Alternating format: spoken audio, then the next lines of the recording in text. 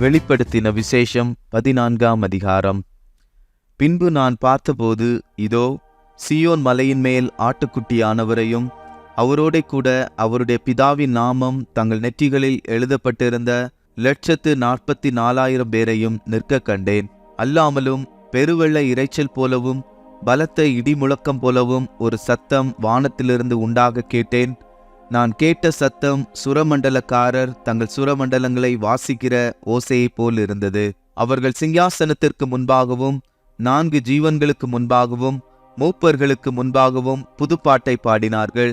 அந்த பாட்டு பூமியிலிருந்து மீட்டு கொள்ளப்பட்ட 144,000 பேரே அல்லாமல் வேறொருவரும் கற்றுக்கொள்ளக்கூடாதிருந்தது. ஸ்திரீகளால் தங்களை கரைப்படுத்தாதவர்கள் இவர்களே, கற்புள்ளவர்கள் இவர்களே, ஆட்டுக்குட்டியானவர் எங்கே போனாலும் அவரை பின்பற்றுகிறவர்கள் இவர்களே. இவர்கள் மனுஷரிலிருந்து தேவனுக்கும் ஆட்டுக்குட்டியானவருக்கும் முதற் பலனாக மீட்டு கொள்ளப்பட்டவர்கள். இவர்களுடைய வாயிலே கபடம் காணப்படவில்லை. இவர்கள் தேவனுடைய சிங்காசனத்திற்கு முன்பாக மாசில்லாதவர்களாயிருக்கிறார்கள். பின்பு வேறொரு தூதன் வானத்தின் மத்தியிலே பறக்க கண்டேன். அவன் பூமியில் வாசம் பண்ணுகிற சகல ஜாதிகளுக்கும், கோத்திரத்தாருக்கும், பாஷைக்காரருக்கும், ஜனக்கூட்டத்தாருக்கும் அறிவிக்கத்தக்கதாக நித்திய சுவிசேஷத்தை உடையவனாயிருந்து மிகுந்த சத்தமிட்டு தேவனுக்கு பயந்து அவரை மகிமைப்படுத்துங்கள். அவர் நியாய தீர்ப்பு கொடுக்கும் வேளை வந்தது. வானத்தையும் பூமியையும் சமுத்திரத்தையும் நீரூற்றுகளையும் உண்டாக்கினவரையே தொழுது கொள்ளுங்கள் என்று கூறினான். வேறொரு தூதன் பின் சென்று, பாபிலோன் மகாநகரம் விழுந்தது விழுந்தது, தன் வேசித்தனமாகிய உக்கிரமான மதுவை சகல ஜாதிகளுக்கும் கொடுத்தாளே என்றான்.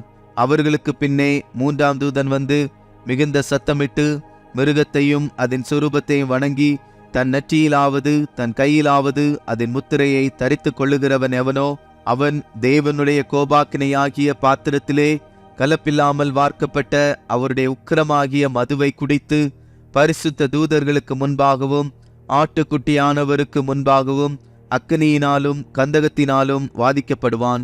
அவர்களுடைய வாதையின் புகை சதா காலங்களிலும் எழும்பும். மிருகத்தையும் அதன் சொரூபத்தையும் வணங்குகிறவர்களுக்கும் அதனுடைய நாமத்தின் முத்திரையை தரித்து கொள்ளுகிற எவனுக்கும் இரவும் பகலும் இளைப்பாறுதல் இராது. தேவனுடைய கற்பனைகளையும் இயேசுவின் மேலுள்ள விசுவாசத்தையும் காத்து கொள்ளுகிறவர்களாகிய பரிசுத்தவான்களுடைய பொறுமை இதிலே விளங்கும் என்று கூறினான். பின்பு பரலோகத்திலிருந்து ஒரு சத்தம் உண்டாக கேட்டேன். அது, கர்த்தருக்குள் மரிக்கிறவர்கள் இது முதல் பாக்கியவான்கள் என்றெழுது. அவர்கள் தங்கள் பிரயாசங்களை விட்டொழிந்து இளைப்பாறுவார்கள். அவர்களுடைய கிரியைகள் அவர்களோடே கூட போகும். ஆவியானவரும் ஆம் என்று திருவுளம் பற்றுகிறார் என்று சொல்லிற்று. பின்பு நான் பார்த்தபோது, இதோ, வெண்மையான மேகத்தையும் அந்த மேகத்தின் மேல் மனுஷகுமாரனுக்கு ஒப்பானவராய் தமது சிரசின் மேல் பொற்கிரீடத்தையும் தமது கையிலே கருக்குள்ள அரிவாளையும் உடைய ஒருவர் உட்கார்ந்திருக்கிறதையும் கண்டேன். அப்பொழுது வேறொரு தூதன் தேவாலயத்திலிருந்து புறப்பட்டு மேகத்தின் மேல் உட்கார்ந்திருக்கிறவரை நோக்கி, பூமியின் பயிர் முதிர்ந்தது, அறுக்கிறதற்கு காலம் வந்தது. ஆகையால் உம்முடைய அரிவாளை நீட்டி அறுத்துவிடும் என்று மிகுந்த சத்தமிட்டு சொன்னான். அப்பொழுது மேகத்தின் மேல் உட்கார்ந்தவர் தமது அரிவாளை பூமியின் மேல் நீட்டினார். பூமியின் விளைவு அறுப்புண்டது. பின்பு வேறொரு தூதனும் கருக்குள்ள அரிவாளை பிடித்து கொண்டு பரலோகத்திலுள்ள தேவாலயத்திலிருந்து புறப்பட்டு வந்தான். அக்கினியின் மேல் அதிகாரமுள்ள வேறொரு தூதனும் பலிபீடத்திலிருந்து புறப்பட்டு வந்து கருக்குள்ள அரிவாளை பிடித்திருக்கிறவனை நோக்கி, பூமியின் திராட்சை பழங்கள் பழுத்திருக்கிறது. கருக்குள்ள உமது அரிவாளை நீட்டி அதன் குலைகளை அறுத்துவிடும் என்று மிகுந்த சத்தத்தோடே சொன்னான். அப்பொழுது அந்த தூதன் தன் அரிவாளை பூமியின் மேலே நீட்டி பூமியின் திராட்சை பழங்களை அறுத்து தேவனுடைய கோபாக்கினை என்னும் பெரிய ஆலையிலே போட்டான். நகரத்திற்கு புறம்பேயுள்ள அந்த ஆலையிலே அது மிதிக்கப்பட்டது. அந்த ஆலையிலிருந்து 1600 ஸ்தாதி தூரத்திற்கு இரத்தம் புறப்பட்டு குதிரைகளின் கடிவாளங்கள் மட்டும் பெருகி வந்தது.